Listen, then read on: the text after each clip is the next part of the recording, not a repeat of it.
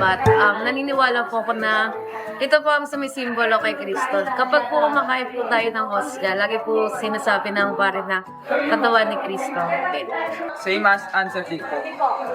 Kaya po tayo nagsimba para isapuhin sa mga pinukunda natin. Na ito ang pinakamataas sa pagsasakripisyo sa ating banal na misa, ang pagtataas ng ostya.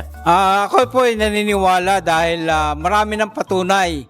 Nakakapagpagaling ng may mga karamdaman, nakakapagpabago ng buhay ng tao. Totoo talaga at tunay na nagiging katawan at dugo ng ating Panginoong Hesukristo ang tinapay at alak sa pagdiriwang ng Santa Misa.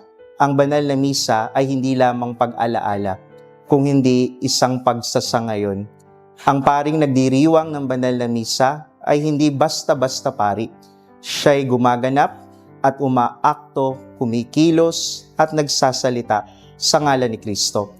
Sa wikang Latin, in persona Christi, the priest is acting in the very person of Christ.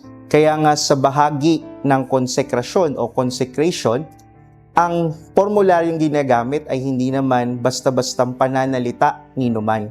Ito mismo ang salita na ginamit at sinabi ng ating Panginoong Hesus nung siya'y magdiwang ng huling hapunan. Kaya hindi pari ang nagmimisa sa misa, kung hindi si Hesus. Kaya yan ang sagot ko kung bakit at papaano nagiging katawan at dugo ni Kristo ang ostya at alak na sa mata natin ay simple lamang.